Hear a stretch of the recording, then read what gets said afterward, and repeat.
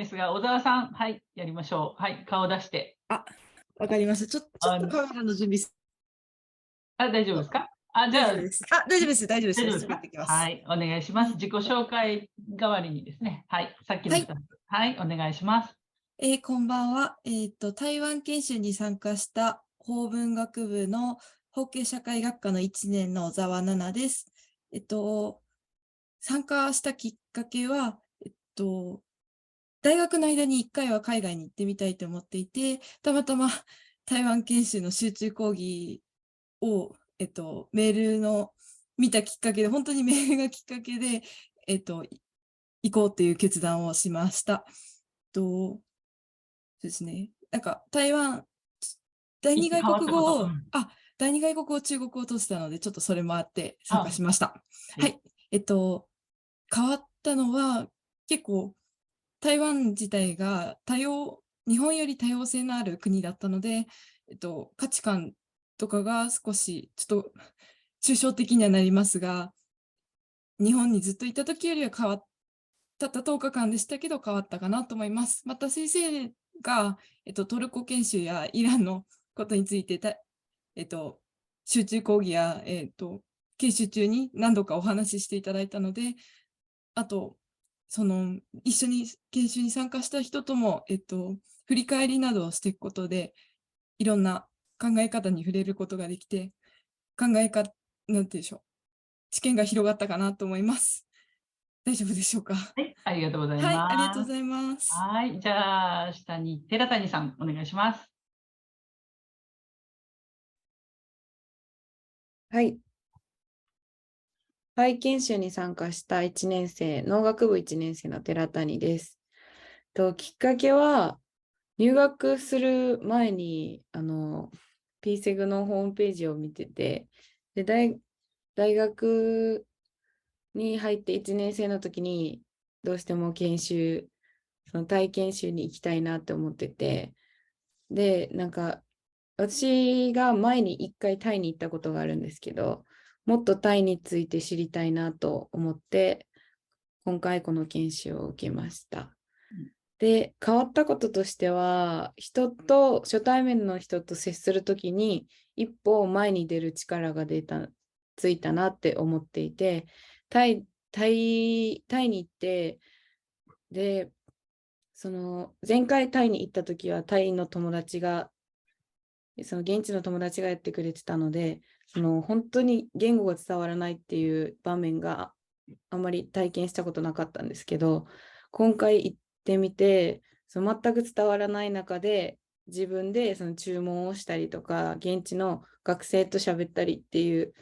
体験をして、なんか自分に自信がついたというか、言語がなくたってコミュニケーションできるんだなっていうことを実感したので、ちょっとそこが、ま積極的にはなったと思います。はい、ありがとうございます。はい、次はじゃあ、東江さんって読むんですかね。はい、はい、東江でよかった？遠野絵です。遠野江さん、すいはい、ません。はい、じゃあ、遠野江さんお願いします。はい。カリフォルニア研修の基礎コースの方に参加しました。法文学部の遠野絵と言います。えっと、まずきっかけは主に2つあって、1つ目が語学力についてなんですけど、将来留学してみたいっていうのがあって、そのために、今の自分の英語力がどれくらいなのかっていう現状把握と、将来留学に行くためにどれくらいレベルを上げなきゃいけないのかっていうことを知りたくて、参加しました。あと、ホームステイと学生との交流が、アメリカの研修であったんですけど、それで少しでも現地の生活とかを知って、なんか文化の違いとかをあらかじめ知っておくと、留学にも役立つかなと思って、参加しました。で、一番変わったことは、やっぱり英語を勉強することに対してのモチベーションで、なんか、ホームステイとかをすることによって、やっぱり言語が通じないもどかしさがすごくあって、そこからやっぱり勉強はしなきゃいけないなってすごい思ったので、一番変わったのはやっぱりモチベーションです。以上ではいす。はい、ありがとうございます。じゃあ、井上さん、お願いします。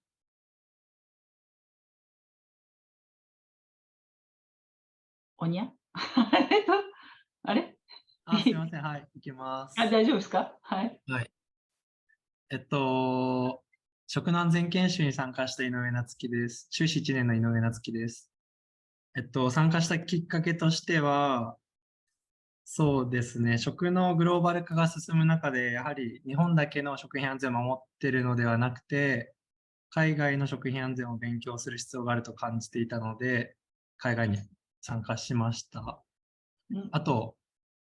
すいません、何でしたっけ、もう一個。自分が変わったこと。変わったこと。変わったことは、そうですね、日本の当たり前が当たり前、海外で当たり前じゃないっていうのをすごく強く感じて、その具体的な理由として、具体的な例として、大丈夫？日本の食品工場では従業員の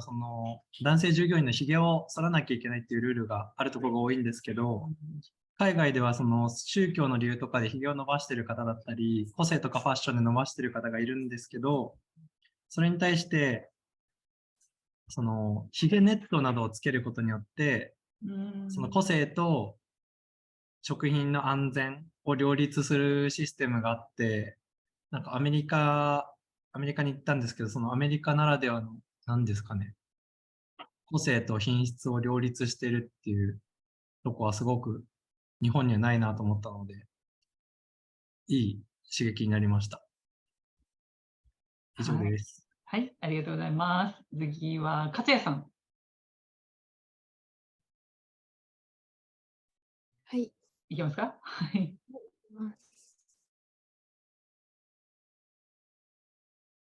こんばんは。大丈夫？台湾研修に参加しました。鹿児島大学3年法文学部の勝谷小春です。台湾研修に参加した人は、8月に体験習に行って、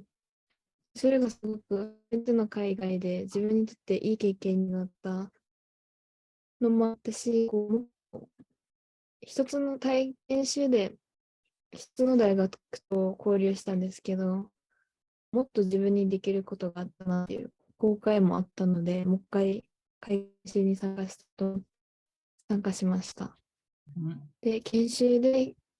分かったことを気づいたことは、自分が変わったことは何ですか？はい。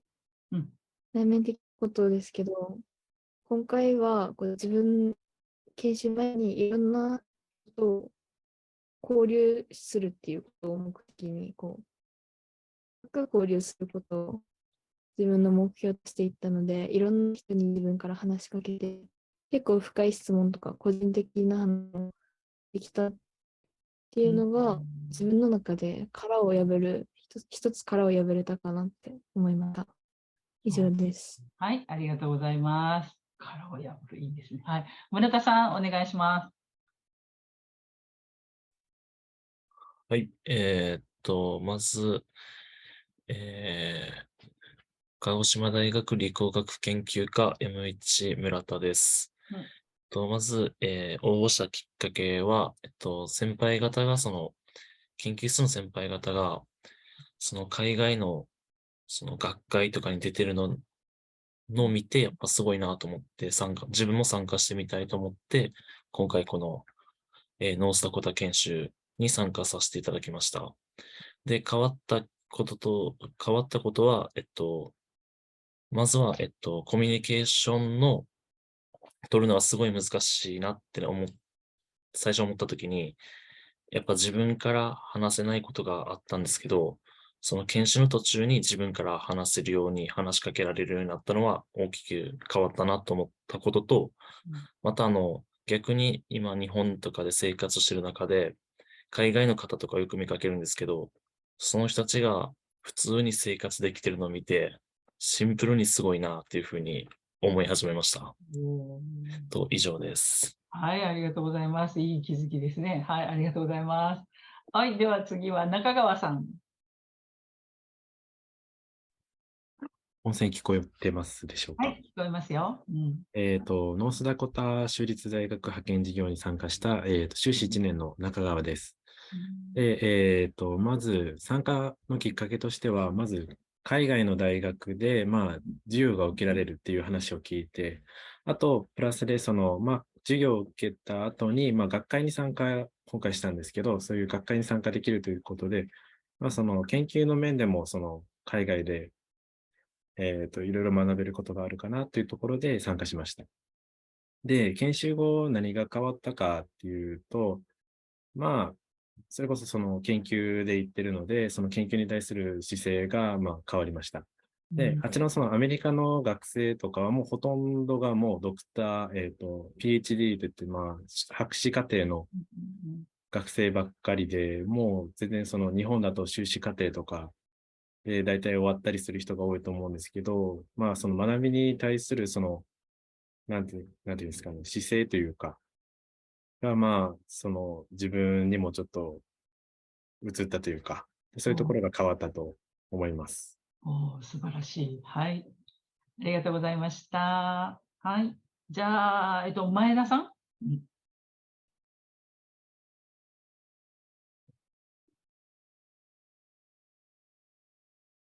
はい、お願いします。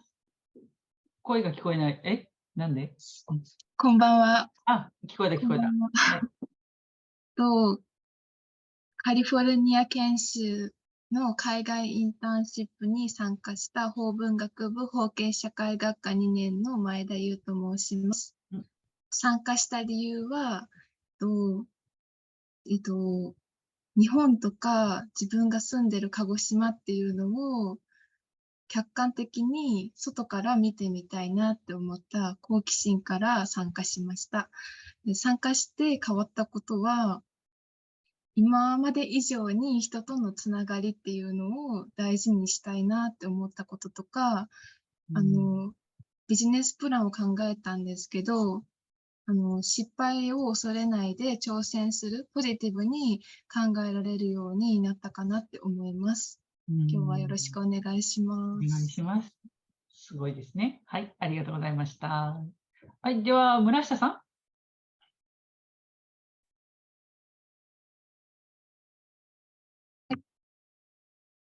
農林水産学研究科修士1年の村下美月と申します。本日はよろしくお願いします。研修に参加したきっかけは、私は研究科熱帯水産学でフィリピンの方に行ったんですけども、コロナで2年間行けなかった期間があって、行けなかったからこそ行けなかったからこそインドは行きたいなとずっと思ってて、機会があれば挑戦しようということで、一つ行ったっていうのが理由と、あと学部の2年次の時にもフィリピンに渡航してて、もう一回行きたいなって思ってたところ、研究対象もちょうどフィリピンのところにあるものを研究対象としていたので、こちらにフィリピンの方に渡航しました。で、変わったこととしては、研究対象を学びに行ったので、現地で見れたことがすごく大きくて、その研究対象に対しての理解を深められたなっていうところと、あと友達も現地でもできて、英語も話すんですけど、やっぱ田舎の方に行くとタガログ語も喋ってる方が多くて、簡単なタガログ語だけちょっと覚えていって、街に出てってちょっと話しかけてみたりみたいな感じで、先ほどの方とも被るんですけども、やっぱ話しかけてみる力が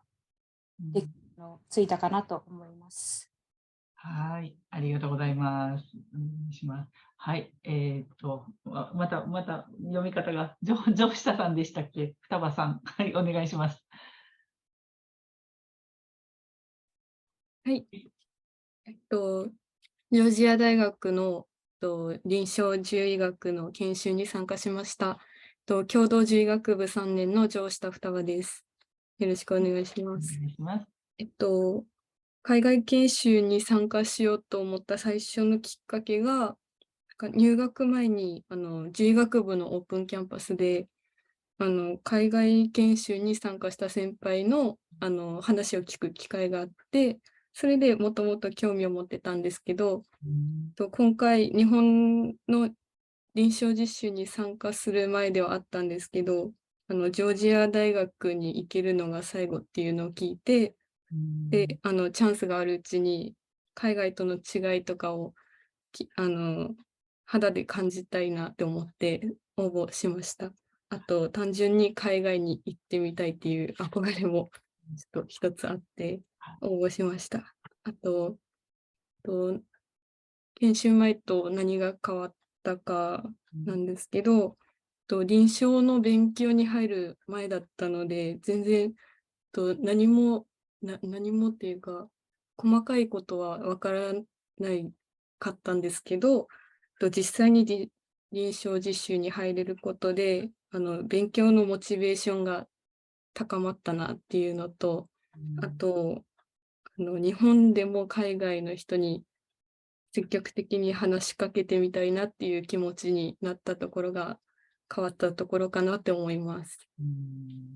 以上です。それは良かったです。はい、ありがとうございます。はい。では、佐原さん。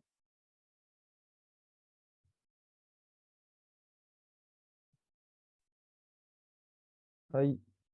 鹿児島大学工学部建築学科、木方研究室の佐原です。参加した研修はアトランタ研修で、少し皆さんとは入り口が違うんですけど、きっかけとしては研究室で、1年に1回コロナ前は海外に訪れていたので、それがコロナ明けてやっと再開できるということで、今回アトランタに研修に伺わせていただきました。で、研修後変わったこととしては、やっぱりコミュニケーションの表現力っていうんですかね。やっぱ日本だと言葉と言葉で話しているので、特に難しいコミュニケーションが必要というわけではないんですけど、向こうだったらなんかジェスチャーを多く使ったりとか、目線一つでも、やっぱりアメリカの方だとすごい目線を合わせて話すのを、意識っていうかもうそういう文化なんだなと思って感じたのと、やっぱプレゼンテーションの時にジェスチャーを使うことも、なんですか、パワポのスライドだけで終わるんじゃなくて、人が動くことで、なんか奥行きが出るっていうのがすごく面白かったなと思いました。以上です。はい、ありがとうございました。じゃあ、藤井さん。はい。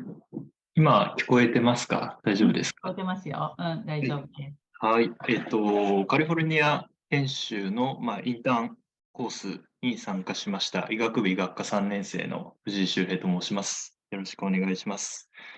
参加したきっかけとしては、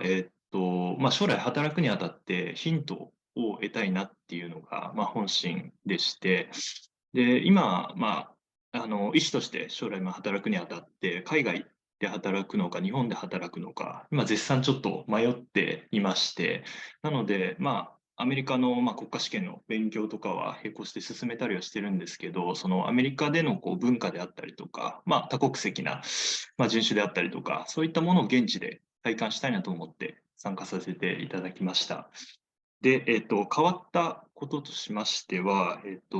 アメリカで働く意識が変わったかなと思ってて、従来、今まではですね、慣れない言語で人命を預かる責任感がやっぱり海外では重いのかなとか、あとは日本の患者さんを救いたいのか、アメリカの患者さんを救いたいのか、みたいな、なんかそういう、ある種、言ってしまえば本質的には不毛な、なんか、疑念みたいなのがずっと頭の中にあって、なんかやらないことの理由をすごい探してた自分がいたんですね。ただ実際アメリカに行ってみて、現地の人とか大学生の方と交流する中で、アメリカってやっぱり多国籍なので、その相手のバックグラウンドとか背景みたいなところを尊重しながらも、自分の言いたいことを言う、その土壌といいますか、そういう環境がすごい垣間見えて、で、なんていうんですかね、今までチャレンジしなかった自分に対して、すごい見方が変わったというか、すごい意識が変わったっていう部分があって、なので、将来アメリカで医師として働くことも視野に入れて、頑張っていきたいなっていう、そういった考え方に変わったことです。はい。以上です。ありがとうございます。ありがとうございました。じゃあ、大石さん。はい。はい。カリフォルニア研修の基礎コースに参加した共同獣医学部獣医学科1年の大石咲です。研修に参加したきっかけは、私が高校生の時に留学していた時に、ちょっとアジア人差別を感じることがあって、で、その経験から結構異文化に興味を持ち始めて、その異文化と交流する機会をもっと多く得たいっていうふうに考えていて、で、私が参加したこのカリフォルニア研修の基礎コースが多文化社会について学ぶことが結構メインテーマだったので、参加したいと思って参加させていただきました。で、研修で変わったことは、そうです。ホームステイをしたんですけど、ホームステイをしたセバストポールっていう街が結構、なんていうんですかね、倫理的な消費に結構を心がけているような人が多くて、例えば自分の健康とか環境のためにベジタリアン向けのレストランを選んだりだったり、ストローが結構プラスチックじゃなくて金属製のものを使っていたりとか、そういうところで、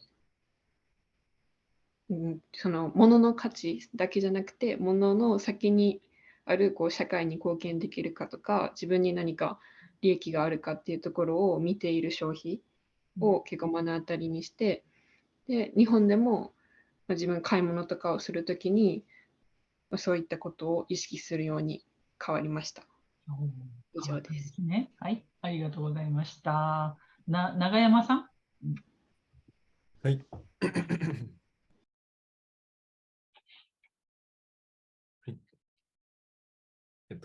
工学部先進工学科、情報生態プログラム3年の永山康介と申します。今回、参加した研修は、カリフォルニア研修の、海外インターンシップの方に参加しました。参加したきっかけは、大学入ったと同時に、コロナっていうのもあって、なかなか学校に行く機会がなかったりとか、友達を作る機会とかはなくて、すごい、勉強に対するモチベというか、勉強だけじゃないんですけど、いろいろなことに対しての、すごいモチベというのが頑張る目標みたいなのがなかなか、見つけられずに、すごい怠惰な生活を送ってたので、将来の選択肢を広めるというか、そういうきっかけになればと思って参加しました。あと、去年も参加したんですけど、去年オンラインだったので、今回はちょっと、リベンジというか、実際に現地に行って、ちょっといろいろと学びたいなと思って参加を志望しました。で、変わったこととしては、すごい、一言で言うと、モチベーションというか、様々なことに対するモチベーションが上がったり、すごい、そのアメリカで学んだことの一つとしては、失敗を恐れないっていうのを学んで、すごいポジティブというか、すごい前向きに捉えられるようになりました。以上です。はい、ありがとうございました。